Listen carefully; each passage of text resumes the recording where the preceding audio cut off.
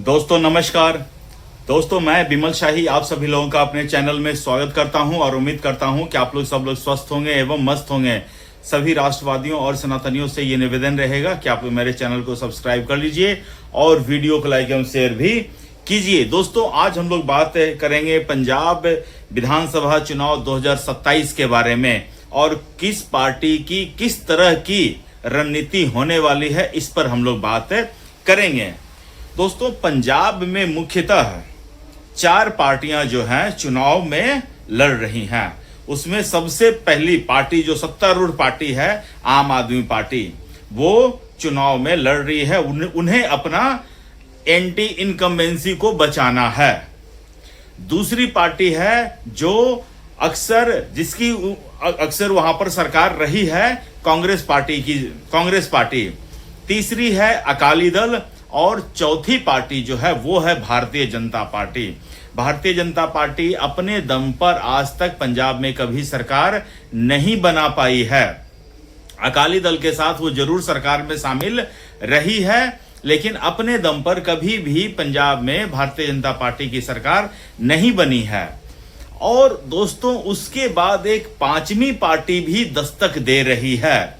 वो पार्टी भी है अकाली दल के नाम से ही है, लेकिन वो बारिश पंजाब दे के नाम से जानी जाती है और उनके प्रेसिडेंट जो हैं वो हैं अमृतपाल सिंह, जो अभी जेल में बंद हैं, वो सांसद हैं। ठीक है, तो इन 5 पार्टियों में मुख्यतः चुनाव होने जा रहा है। जनता इन्हीं 5 में से अपनी प्रतिनिधि को चुनेगी। तो अब देखिए समीकरण क्या कहता है। पंजाब में दोस्तों करीब 40% हिंदू हैं, ठीक है, और करीब 50% जो हैं वो सिख हैं, बाकी 10% अन्य कम्युनिटी के लोग हैं। तो अरविंद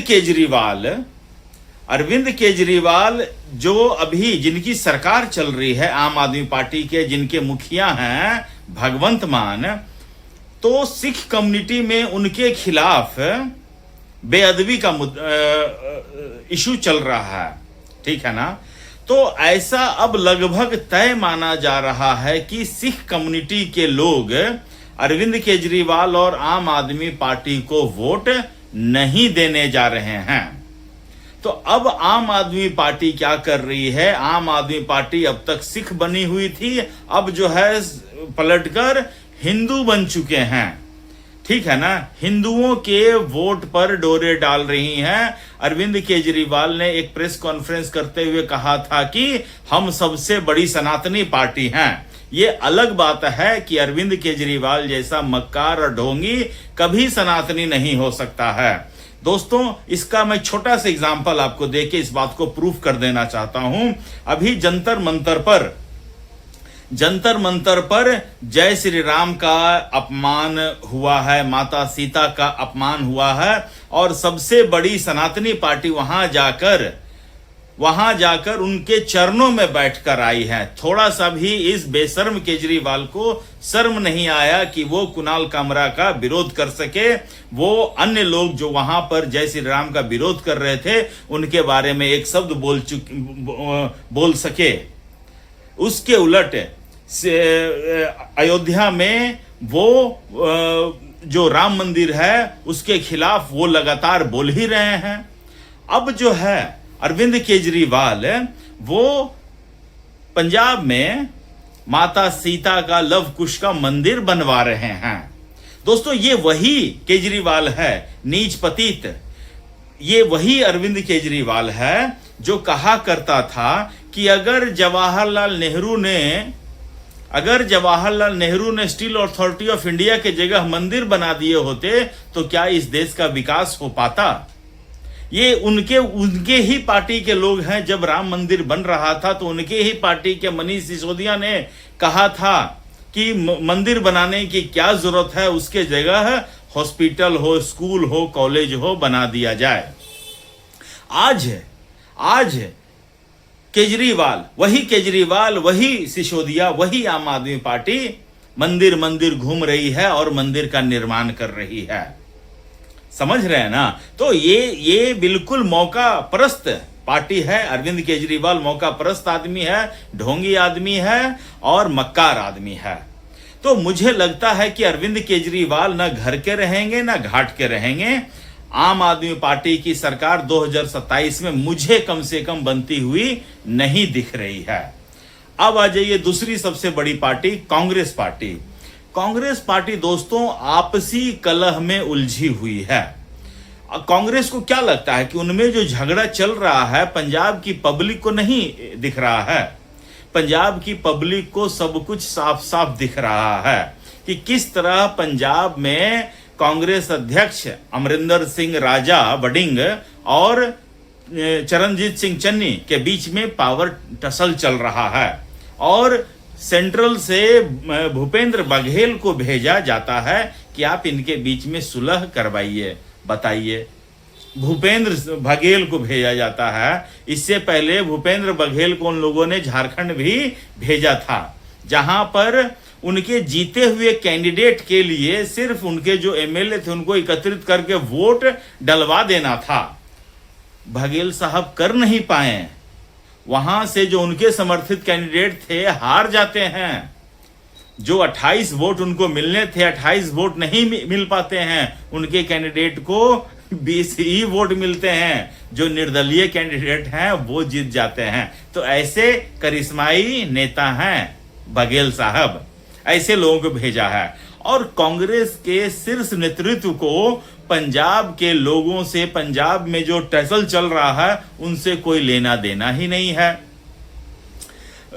सरकार ये डिसाइड कर ही नहीं पा रही है कि मुझे वडिंग के साथ जाना है या चरणजीत सिंह चन्नी के साथ जाना है। तो मुझे पंजाब में एक बहुत बड़ी टूट, पंजाब कांग्रेस में एक बहुत बड़ी टूट होती हुई दिख रही है। राइट? तो पंजाब में कांग्रेस का भी मुझे कोई स्कोप नहीं दिख रहा है। होपलेस पार्टी आप कह सकते हैं। ठीक है, अब आ जाइए अकाली दल। दोस्तों, अकाली दल का मेन वोटर्स हैं पंथिक समाज के लोग, जो हार्ड लाइनर्स हैं वो उनके कोर वोटर्स हैं, प्लस कुछ सिख समाज के लोग उनको वोट देते थे। लेकिन अब जो है, जो हार्ड लाइनर हैं, जो खालिस्तानी समुदाय के लोग हैं, उनका झुकाव जो है अमृतपाल सिंह की पार्टी वारिस पंजाब दे के तरफ शिफ्ट हो रहा है। अकाली दल को जो बादल परिवार के हैं उनको अब पूरी तरह से पंथिक समाज का वोट नहीं मिलने जा रहा है। अब देखिए, अभी अमृतपाल सिंह तो जेल में है।